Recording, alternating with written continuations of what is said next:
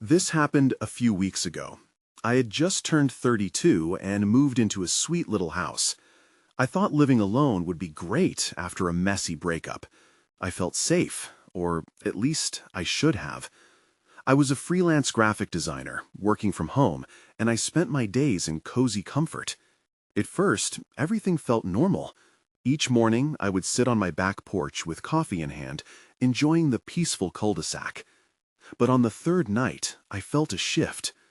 I was lying in bed, drifting off, when I heard it, the soft tapping at my back door. I brushed it off. Maybe it was just the wind. But each tap pulled me deeper into uncertainty. In the days that followed, strange things happened. My garden tools were out of place. My spade was next to the fence instead of in the shed. I convinced myself I just didn't remember where I put them. But then I opened the fridge and felt a chill. My jar of olives was on the wrong shelf. Was I really losing my mind? Then there was the flickering light in the hallway. It would go out just as I approached. I would flip the switch, walk away, and it would flicker back to life. I thought it must be old wiring. I told myself I was overthinking it, trying to convince myself it was nothing. But then, one night, I saw a figure at the edge of my yard. Just a dark shape standing there. My heart raced. I told myself it was just my neighbor's cat, but deep down, I felt fear crawling up my spine. The tapping started again, louder this time. I gathered my courage and went to look. I opened the back door. The cool air hit me like a wall. I scanned the yard. Nothing. Just shadows in the moonlight. I felt foolish standing there, but my skin prickled. That's when I heard it, a whisper. Not words, just a sound that sent chills through me. I froze. My body felt heavy. I wanted to go inside, but I couldn't shake the feeling of being watched. The tapping returned. I ran inside and slammed the door shut. I locked it and leaned against it. My breath was shallow. I thought about safety and connection, how fleeting they could be. Then I heard it again, the whisper. Why are you alone? I turned. The house was empty. Days passed, and I became used to the whispers. Then it happened again. I was sitting on the couch when I heard my front door creak open. My heart nearly stopped. I gripped my phone, ready to call someone. There was a low, slow chuckle, followed by a rustling sound. I couldn't move. I felt stuck in place. I quietly crept towards the sound. I peered around the corner. I saw nothing, just the empty hallway stretching before me. That's when I noticed the front door was wide open. Chest tightened. Who would come in? I stepped forward, feeling dread pooling in my stomach.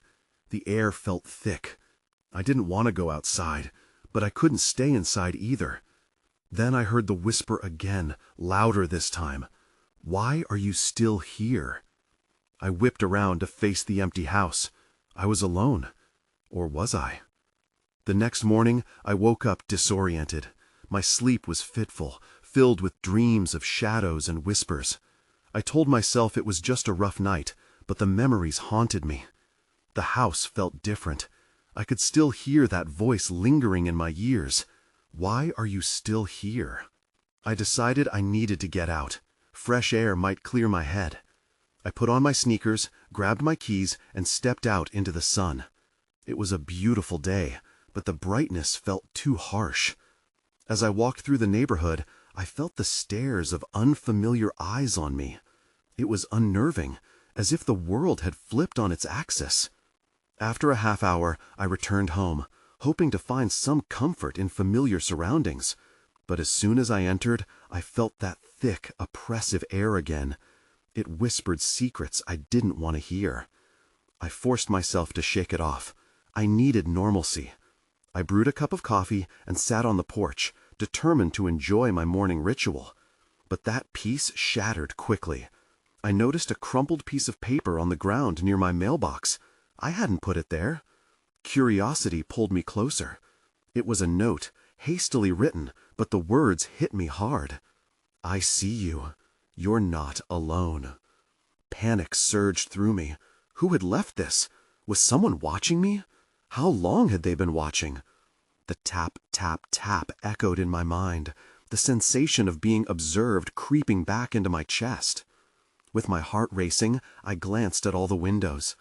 The curtains seemed to move, but I couldn't be sure if it was just a trick of the wind. I decided I would call someone. I reached for my phone when movement caught my eye. In my periphery, I saw the shadow again, more pronounced this time, lingering at the edge of my garden. I grabbed my phone and stepped back, trembling. The shadow darted away as I caught a glimpse, but it was enough to know it wasn't my imagination. Someone was there, just out of reach. I backed away from the door and grabbed a kitchen knife, unsure of what I thought it would do. I felt foolish, yet terrified. I crept through the house, heart pounding, checking every closet and corner, expecting to find someone lurking. But on the surface, everything appeared unchanged. As I moved from room to room, I suddenly remembered the open front door from the night before. No, I was certain I had closed it. The unease gnawed at me. I locked it tight and decided I needed to explore the shadows outside. I took a deep breath and ventured into the yard. The sun was setting, casting long shadows that made everything feel surreal. As I scanned the area, a glint of metal caught my eye, something buried beneath the dirt of my flower bed. I reached down and unearthed a small rusted key. It looked old. My heart raced again at its unexpected presence. Was this for my door, or something else? That's when I heard it, a low laugh. It wasn't my imagination. Someone was behind me, and they asked, "What are you doing here?" I froze. The voice echoed in my ears, jagged and unsettling. I felt my stomach drop. I slowly turned around, the knife gripping tightly in my hand. My eyes darted through the dimming light, scanning the edges of my garden. The laughter faded, leaving an uneasy silence. "Who's there?" I called out, my voice trembling despite my efforts to sound firm. No answer, just the rustling of leaves. I took a step back, hands shaking, scanning for any movement. Then a figure emerged from behind a tree. A man, tall and narrow, with a face partially obscured by shadows. He didn't step forward, just stood there, smirking. "You live here?" he asked, feigning innocence. "Who are you?" I demanded. My heart raced like a drum, but I tried to keep my voice steady. The rusted key slipped from my fingers and clanged against the concrete. "Does it matter?" He stepped closer. I couldn't shake the feeling that he had been watching me, just like the note had said. "I know things about your house." "What things?" I shot back, moving the knife into plain sight. He let out a low chuckle. "There are secrets buried here, things that should stay hidden." His gaze shifted to the flower bed where I'd found the key. The bravado I'd mustered began to wither. "Get away from me!" I yelled, realizing how flimsy my defense was. I took several steps back toward the house, thinking maybe I could slam the door shut before he got any closer. "Oh, you're just going to ignore the truth?" he called after me, stepping forward again. "That key you found, it's not for doors. It opens a world you can't even see." The night felt colder, the shadows around me deepening. I turned and bolted for the house, racing up the steps and throwing myself inside. I locked the door, breathless, heart racing. I hesitated, listening for footsteps. Silence stretched between me and the outside world. My mind spun with the implications of his words. What world? What was this man talking about? I couldn't shake the feeling of his presence. I needed answers, and quickly. Grabbing my phone, I tried to call my friend, but there was no signal. Panic washed over me again. What was happening? Then I remembered. The man had mentioned things that should stay hidden. I thought of the attic. My heart sank. remembering the strange noises coming from up there before. What if there really was something hidden? I climbed the stairs slowly, dread pooling in my stomach. Every creak of the wooden stairs echoed loudly in the silence. When I reached the attic door, I felt a cold sweat trickle down my back. I took a deep breath and turned the knob, the sound echoing like a gunshot in the stillness. The door swung open. I peered inside, the darkness enveloping my senses. I couldn't escape the feeling that something was waiting for me, just beyond the threshold. Then I heard it, a soft sound, like whispering, coming from the far corner. I stepped in, my pulse quickening. The whispers grew louder, swirling around me. What was I about to uncover? I had to find out, but I was terrified of what it might mean. That's when I saw it, a box, old and dusty, tucked away where no light could reach. My breath caught as I realized it was locked. It had no keyhole, no way to open it without breaking it. But the whispers urged me closer. I felt like something was pulling me toward it, and I knew I had to decide. Open it or leave it be, forever unsure of what lay within. I stood there, frozen, staring at the box as the whispers curled around me like smoke. They beckoned, coaxing me nearer. I swallowed hard, caught between curiosity and fear. What could be inside? What if it was something dangerous? I took a cautious step forward, trying to block out the doubts swirling in my mind. The attic felt alive, humming with an energy I couldn't explain. Each breath I took grew heavier, as if the air itself was warning me. I couldn't turn back now. As I neared the box, I noticed details I hadn't before. Symbols etched into the wood, twisted and unfamiliar. They looked almost alive in the dim light. I traced one with my finger, and a jolt of static electricity buzzed through me. The whispers intensified, almost desperate. I could hear my heartbeat in my ears, a steady thump against the murmur of the attic. I wanted to scream, to bolt back down the stairs and forget this night ever happened. But something anchored me to that spot. I had to know. Glancing around the attic, I grabbed a heavy metal wrench from a nearby toolbox. It felt solid in my grasp, a small reassurance against the overwhelming sense of dread. I raised it and, with one swift motion, brought it down against the box. The sound resonated through the room, a sharp crack. I felt a rush of triumph, followed swiftly by fear. What had I just done? I looked closer, yet the box was still intact, not even splintered. The symbols glowed faintly for a moment, then faded back into their dull state. And then I heard it, a loud thump from below, echoing through the floorboards. My heart slammed against my ribs. Was it the wind? No, it sounded like footsteps. Someone was in the house. I whipped around, wrench still in hand, ready to defend myself, but my mind raced. Was it the man from the garden? Did he follow me inside? Panic surged anew, and I bolted for the attic door, just as another noise rang out. This time, it was a voice, a low mutter that grew clearer. "What did you do?" The tone was layered with menace. I froze, the wrench slipping from my grip and clattering to the floor. The voice echoed again. "You've awakened it." I grabbed the doorknob, yanked, but it wouldn't budge. I was trapped. My throat dried, and I felt the walls closing in. All at once, the whispers returned, but now they sounded desperate, warning me. I stepped back, staring at the box. Something shifted inside it, a movement, subtle but unmistakable. The whispers swelled to a cacophony, filling the attic with a chorus of warnings and pleas. I knew I had to make a choice in that moment. Confront whatever lay inside the box, or flee into the unknown of my own house. But no matter what I chose, I was teetering on the edge of something I couldn't understand. The hushed murmur from below ruptured the tension. It wasn't just a single voice now. There were others, many others. I couldn't stay here. I had to act. And then the box shook.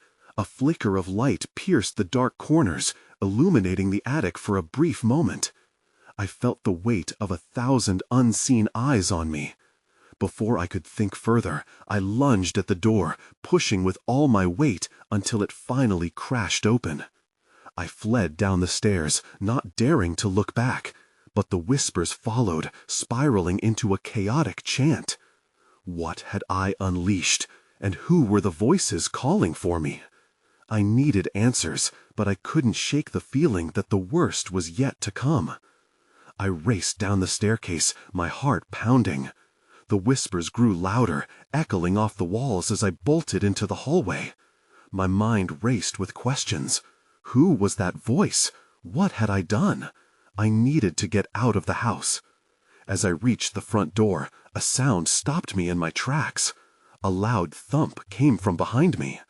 My breath hitched as the whispers twisted into a frenzy. I didn't look back. I yanked the doorknob, but it wouldn't budge. A sudden rush of panic washed over me. "Please," I shouted, my voice trembling, "let me out." Silence fell for a heartbeat.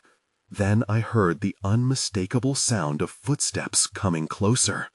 They were deliberate, echoing like a countdown. I felt pinned to the spot, my fingers gripping the doorknob as if it were my only lifeline.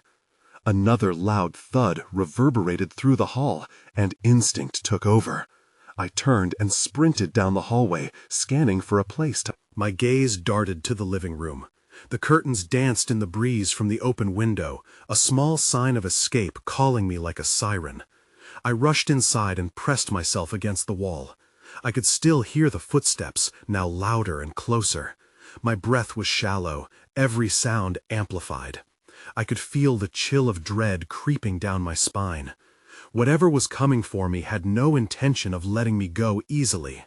Then the footsteps stopped. A murmur pulsed through the house, a chilling rustle, like whispers in a crowded room. The voices overlapped, growing louder, an agonizing blend of laughter and anger that gripped me with an icy hand. The feeling of being watched smothered me, each second stretching into eternity. Just then, I noticed something strange on the floor, a glint of light reflecting off a massive, old mirror that leaned against the wall. Out of sheer instinct, I glanced into it. My heart nearly stopped as I saw it, a shadowy figure standing in the reflection, its face hidden in darkness. I barely had time to process the scene before it vanished like smoke. I spun around, but nothing was there. I was alone, or at least I thought I was. My pulse quickened again, and I couldn't help but cast a glance towards the attic door. What if the box had called to someone? I made my decision. I had to go back. As I crept back towards the staircase, the whispers abandoned their boisterous cacophony and fell into a soft, dark humming. I ascended slowly, my feet careful and quiet, dreading what I might find. Each step felt heavier than the last, as if I were being pulled back rather than moving forward. Once I reached the attic door, it swung open slightly. I stepped inside, the faint light from the moon spilling into the room. The box was still there, now ominously still. My fingers twitched, itching to touch it again, to awaken whatever lay inside. Then I saw it, a slip of paper tucked beneath the box. I reached for it, my heart racing with terrifying anticipation. That's when I felt it, cold breath on my neck. I turned slowly, dread pooling in my stomach as a figure materialized from the shadows. Someone was in the house after all. The figure stepped closer, and I could finally make out something. Tattered clothes, a face partially hidden by shadow. My instincts screamed at me to run, but my feet felt rooted to the floor. The emptiness in the attic was suddenly suffocating. "Who are you?" I managed to whisper, my voice shaking. The figure didn't answer. Instead, it tilted its head, as if evaluating my fear. I felt exposed, like an animal caught in a trap. With a burst of adrenaline, I dashed back toward the stairs. A sound echoed behind me, a low gurgle that made my blood run cold. I flew down the steps, nearly tripping over myself in the process. Heart pounded in my chest, pulsing with the rhythm of impending doom. I reached the bottom and skidded to a stop in the hallway, my mind racing for a plan. I needed an escape. The front door was still locked. The windows were my only option. I turned towards the kitchen. It led out to the back porch. I squeezed past furniture and clutter, trying to keep quiet, listening for any sign of movement behind me. My fingers fumbled with the window catch. It felt stuck, and my panic rose with the sounds of footsteps returning. I cursed under my breath. Why wouldn't it open? I wrestled with it, forcing it to budge. That's when a sudden crash echoed through the house. I jerked my head up. What was that? The noise resonated from the living room, filling the air with heaviness. I could hardly breathe. I pushed harder on the window, and with a final wrench, it flew open. The cool night air hit me like a wave. I climbed through the opening, but just as I was about to jump down, I heard another noise. A voice, clear and almost gentle, calling my name. Come back. It sent shivers down my spine. I didn't know who or what it was, but I refused to be lured again. I mustered the courage and leaped to the ground outside, rolling to absorb the impact. I scrambled to my feet, breathing heavily as I dashed for the gate, glancing back at the house. I could see the front door swinging open, but the figure was nowhere to be seen. Another voice joined the first, low and sinister. Stay with us. I pushed through the gate, heart racing, but the street seemed empty and eerily still. I felt exposed. Where could I go? What if whatever was in there followed me outside? Then I heard it again, that haunting whisper from inside. It echoed through the night, the chilling promise that I was not yet free. Just as I reached the end of my street, the power in the neighborhood flickered, plunging everything into darkness. That's when I heard the unmistakable sound of a door shutting behind me. My breath caught in my throat. It was time for answers. I hesitated at the end of the street, fighting the urge to turn and run. The house loomed in the darkness, a shadowy presence that felt as menacing as the figure I'd seen in the attic. My skin prickled with the sensation of being watched. I couldn't shake the feeling that whatever had been inside was still with me. It was just waiting for the right moment to pounce. I glanced up and down the empty street, the only sound my ragged breath. Desperation hit me. I needed help. I took a few hesitant steps toward my neighbor's house, praying someone was home. The street was quiet, the streetlights flickering like distant stars. As I approached the door, I noticed a shape lurking behind me. The side of the house. It was indistinct, but felt familiar, like those whispers I had heard moments ago. "Hello?" I called out, my voice barely above a whisper. No response. I squinted into the darkness, straining to see. The shape remained still. My gut twisted into knots. Then, without warning, the garage door creaked open, sending a wave of fear rippling through me. I ducked behind a bush just as someone emerged, an older man, looking frantically around. He had wild hair and a tattered coat that swayed as he moved. This was not good. "What do you want?"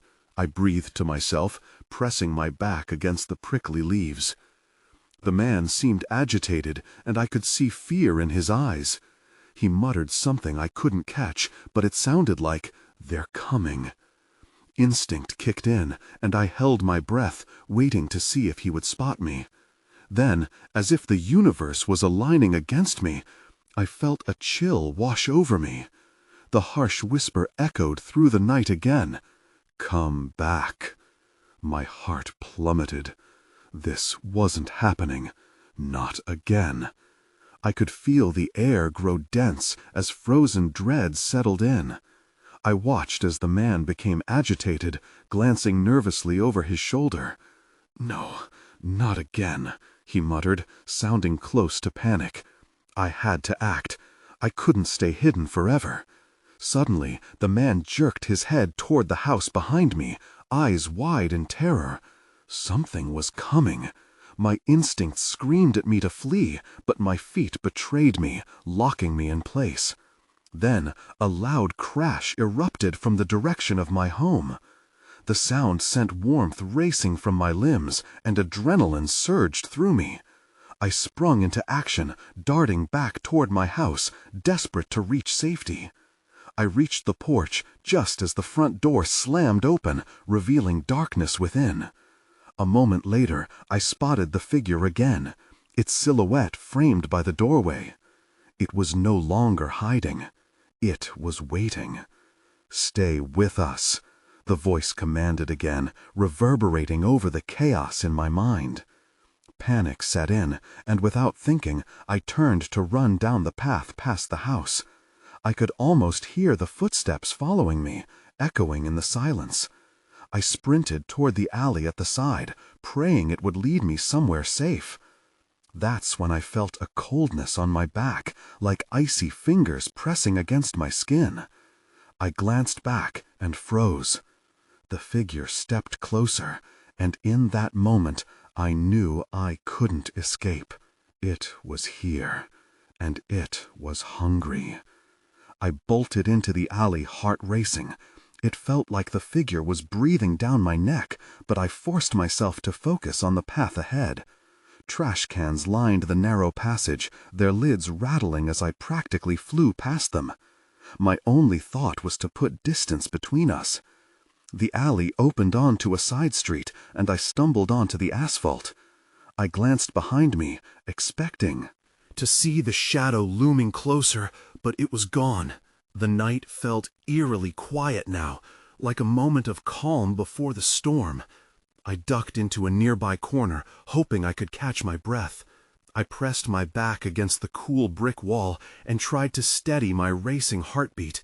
Then I heard it, a faint sound at the edge of my awareness, a soft, scratching noise. It pierced through the stillness like a blade. I strained to listen, trying to pinpoint its origin. It came from the direction of my house. Fear clawed at my insides. I fought back the urge to go back, to see if it was truly over. I couldn't allow myself to think that the figure might have found its way inside. Instead, I turned to run again, deeper into the neighborhood. I needed to find someone, anyone to help me. As I raced along the dimly lit street, I noticed a light flickering in my neighbor's window, Mrs. Thompson's house. I started to head toward it, praying she was awake. Just as I approached, I paused. I felt that same sense of familiar dread. My feet froze again as I caught sight of a flicker of movement through her curtains. I narrowed my eyes, trying to make sense of the shadows. Then I saw it, a figure, standing tall and still. My stomach dropped, and I instinctively retreated to the darkness of the bushes nearby. "Please don't be him," I whispered to myself. But as I watched, the figure moved. It looked sideways, revealing a pale face, twisted in an expression of pure terror. I backed up further into the foliage, barely daring to breathe. Just when I thought I was safe, I heard Mrs. Thompson's voice, shaky and soft. "Why are you doing this?" she pleaded. My blood ran cold. They were in her house now. I needed to help her. My mind screamed at me that I should run away, but instinct propelled me forward. I crept closer, trying to remain unnoticed. Peering through a small gap in the curtains, I saw a scene that made my heart stop. The same shadowy figure hovered in her living room, its form twisting and shimmering, as if it was solid one moment and a haze the next. It inched toward her slowly, deliberately. "Leave her alone!" I shouted, my voice louder than I intended. The figure turned its gaze toward me, and for a split second our eyes met. Time seemed to stretch, and I felt a wave of terror wash over me. But then, something unexpected happened. The figure paused, its head tilting in curiosity, as if considering me. No, no, no! I stumbled back, but it was too late. The last thing I saw was that terrible smile spreading across its face. And then I ran. The night was an unforgiving blur, and as I fled, I couldn't shake the feeling that I'd just made a grave mistake. I had to find somewhere to hide. I needed answers, but I felt the weight of its presence growing closer again, and the chill in the air told me I wasn't safe yet. I sprinted down the street, my feet pounding against the pavement, urgency pushing me forward. I didn't have a destination, just a desperate need to escape. I could feel the cool night air wrapping tightly around me, sending shivers down my spine. I rounded another corner, searching for somewhere to hide. The shadows seemed alive, lurking at every turn. I spotted a small park up ahead, its dim lights barely piercing through the darkness. I made for it, hoping the trees could give me cover. As I stepped inside the park, I quickly slipped behind a large oak, heart still hammering in my chest. I crouched low, trying to remain still. The light from the nearby street lamps flickered, and for a moment the world was quiet. I thought back to Mrs. Thompson. Was she okay? Did I just put her in more danger by shouting? The weight of that thought pressed down on me, but I couldn't dwell on it. Then I heard it again, the scratching sound, but now it was clearer, closer. I turned my head slightly, peeking around the tree. My stomach twisted as I spotted the shadowy figure at the edge of the park. It stood there, motionless, as if waiting for something, or someone. My breath hitched in my throat. What did it want? I fumbled for my phone, fingers shaking. I needed to call someone, but what would I even say? Hey, there's a creepy figure stalking me. Can you come help? My heart dropped as the figure finally stepped into the light. It wasn't just any face. It was a man I recognized. Mr. Allard, the handyman who worked on the homes in the neighborhood. What was he doing out here? Before I could think further, he turned his head towards me, his gaze piercing directly through the shadows. A chill ran through my body. I needed to move. I backed away, careful not to make a sound. Just as I was about to turn, I noticed something glinting near his feet. Metal. A knife. Lying almost casually on the ground. Why was he armed? My instincts screamed at me that something was very wrong. I strained to listen, trying to catch any clue as to what was happening. It was then I heard another voice, familiar, filled with fear. "Mr. Allard, please, just let me go." I gasped, realizing it was Mrs. Thompson. But this time she sounded closer, like she was really out there. My heart raced again as the figure moved toward her, his demeanor shifting as if he were aware of my presence. "I won't hurt you," he whispered, but the menacing tone cracked through the calm. My impulse kicked in. I had to do something. I was never one for heroics, yet I couldn't let him take her. I glanced around, anything to use as a weapon, anything that could give me an edge. And that was when I saw it, a heavy branch lying on the ground, partially hidden in the leaves. I crept over, heart pounding as I grabbed it. I took a deep breath, bracing for what came next. Just as I decided to intervene, I saw it again, the figure turning toward me, that crooked smile re-emerging. And then everything shifted. The world around me blurred as I caught Mrs. Thompson's terrified gaze locking onto mine. Before I could react, the figure lunged. "Run!" I screamed, adrenaline surging. But it felt like I was screaming into a void. I didn't know who I was shouting for, but all I could do was take off. I dashed back through the trees, hoping to put more distance between us. But panic gripped me tightly. I had to find a way to ensure she was safe. As I fled, something in my gut twisted. What had I just unleashed? In the heart of that shadowy park, I sprinted through the maze of trees, my breath coming in quick gasps. The weight of adrenaline propelled me, but my heart felt leaden with the prospect of what I had almost willingly stepped into. I couldn't just run. I had to find a way to end this.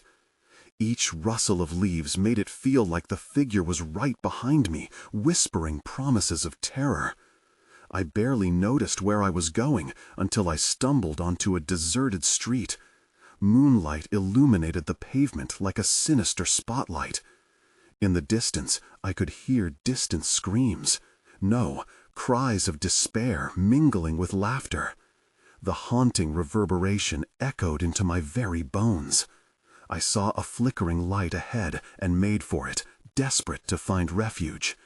It radiated from a small, older house. My fingers trembled as I knocked frantically on the door, not caring who might answer. I knew time was of the essence. I could sense uncertainties gathering outside. A frail woman opened the door, and I could see surprise etched across her weathered face. "Who are you? Please, let me in. I need help." She hesitated, casting a wary glance at the street behind me.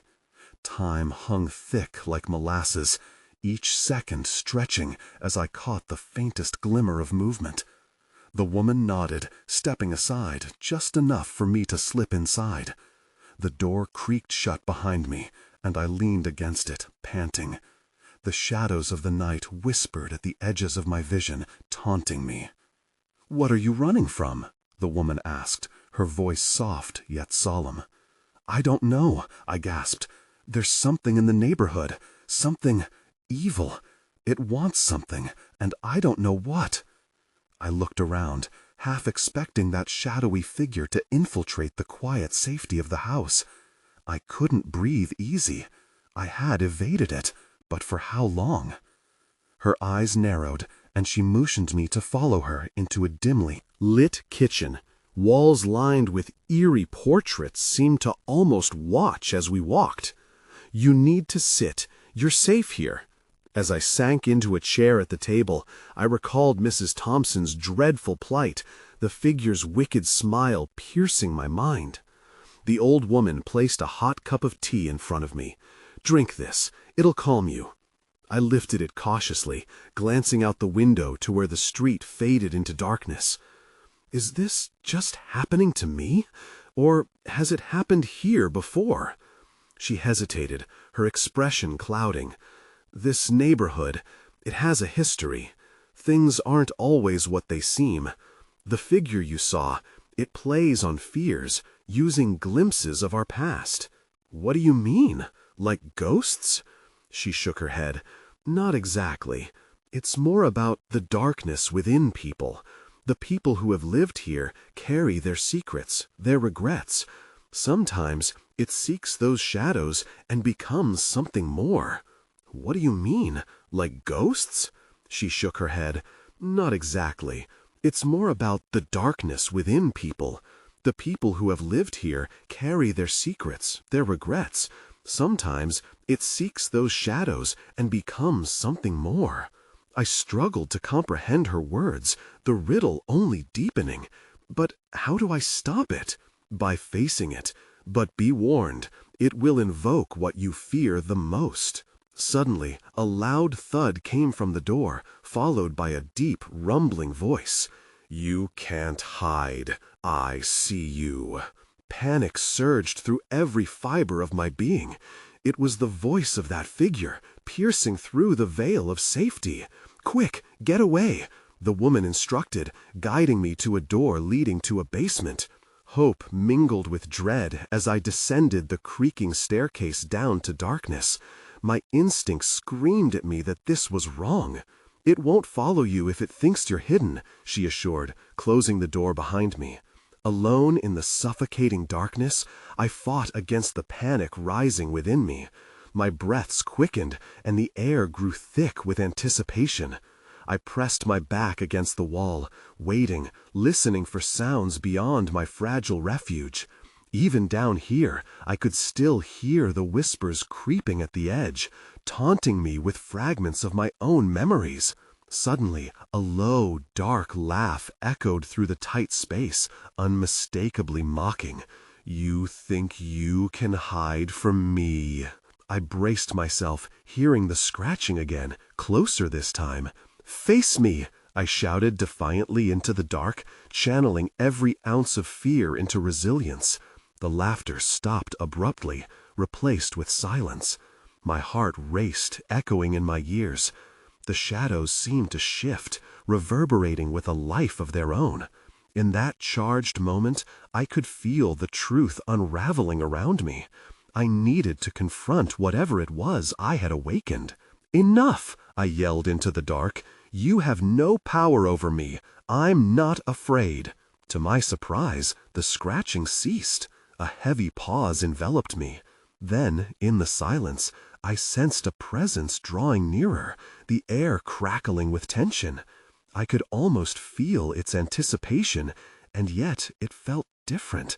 A shift from pure malevolence to something more intimate, almost pleading. "Why are you here?" "I'm here to understand," I said, trembling as I stared into the abyss. The darkness pulsed, swirling around me. Whispers spiraled faster, on the edge of a revelation yet to come. I felt vulnerability creeping through my resolve, ready to pull me under. As I questioned my own pain, I found clarity, a ghostly echo of my past that had haunted me long before I'd moved into this house. "What do you want?" I asked, driven by clarity rather than fear. "Freedom," it whispered, "and you hold the key." In that moment, I realized this darkness intertwined with my own secrets, fears, and regrets. I didn't know if I could break that cycle, but standing there in the abyss, one truth settled in my gut. I still had a choice. Whether my relationship with that figure was rooted in the supernatural or merely a manifestation of my mind didn't matter. I simply knew that its fate, like mine, hung in an unresolved balance. I moved forward into the darkness, not knowing what lay ahead, but ready to face whatever challenges awaited me, both inside and outside of myself. The answers would come in time, but for now uncertainty remained, burgeoning like the whispers that spiraled endlessly into the night.